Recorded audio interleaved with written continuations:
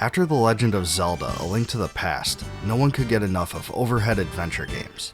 The Soul Blazer trilogy, The Twisted Tales of Spike McFang, and Crusader of Senti all tried in various ways to recapture the fun and excitement of that classic, while still trying to provide a distinct experience as well.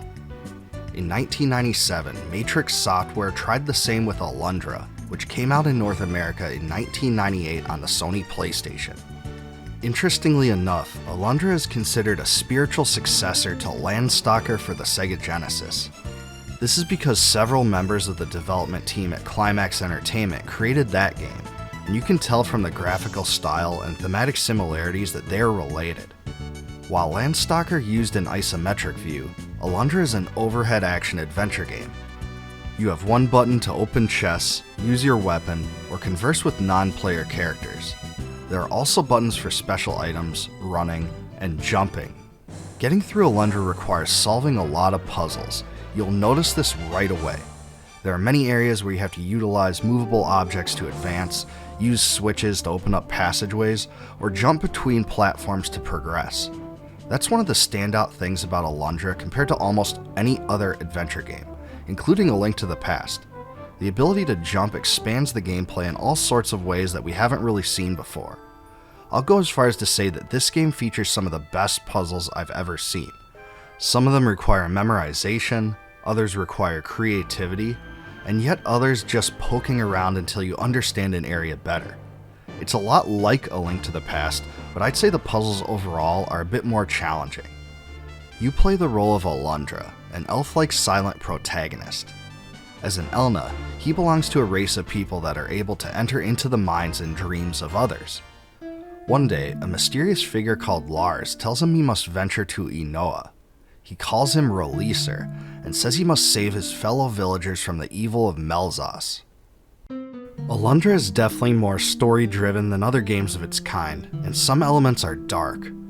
Many characters suffer immensely from the evils of the world. The game does have a few brighter moments, but it's a pretty dim affair in general. There are also several deaths that transpire, and they're depicted in a depressing way, which makes the title stand out from many more lighthearted titles. The story of Alundra revolves around death, fate, religion, and the purpose of life in ways that will surprise some players, and it really explores the severity of depression more than any other game I've played. Thematically, it's much more similar to action-adventure games like Terranigma compared to its cheerier counterparts. The English localization was done by Working Designs, the same company that brought us Dragon Force and the Lunar games. In some of my other videos, I've covered why Working Designs releases were so special, but Alundra was probably one of their least spectacular localizations. It didn't have any crazy extras or special packaging or anything like that. The translation was also a little less over the top than some other Working Designs releases, and certainly adopted more mature themes. For better or worse, they didn't reinvent the wheel for Alundra like they did for many aspects of Lunar.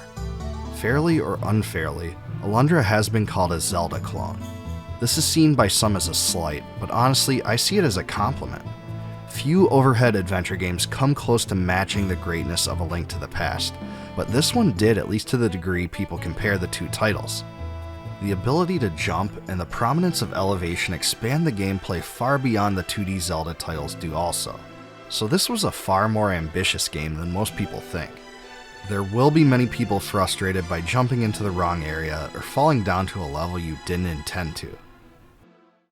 Like you may imagine, the bosses in Alundra are all uniquely designed and pose a special challenge.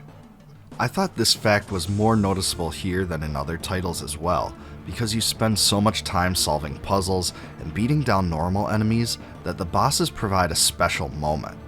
Some are vulnerable only at certain times, which requires you to move around the battlefield and strike at the right moment. Others use powerful special attacks that must be avoided.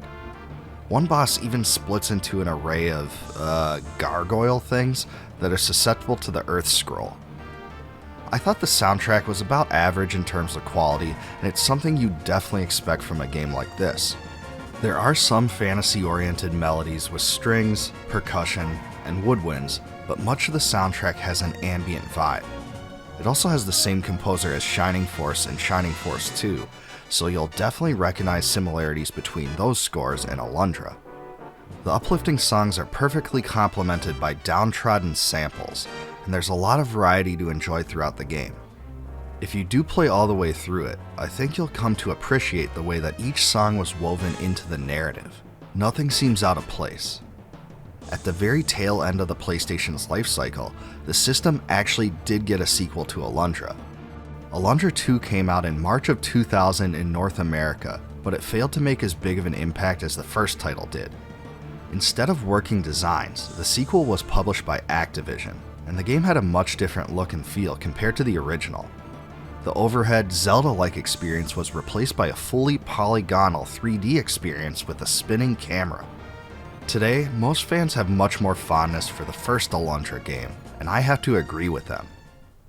Overall, Alundra is a really solid game that doesn't get the credit it deserves. It was very well received by critics upon its release, but you might not know it because it's been overshadowed by a lot of other titles on the system. Graphically, it won't blow you out of the water, but the sprites and visuals certainly hold up better than the 3D games from this period. It's more puzzle intensive than many of its counterparts, which may turn some players off, but this fact also gives the player more accomplishment by advancement. If you like The Legend of Zelda: A Link to the Past, you'll really love this one. It's probably the game most similar to that on the PlayStation. Also, fans of Lufia 2 on the SNES will also enjoy the types of puzzles it has. It might be the most underrated action-adventure game on the PlayStation, so you can't afford to miss out on it. Now I want to hear from all of you. If you played Alundra, leave me a comment and let me know what you remember most about the game.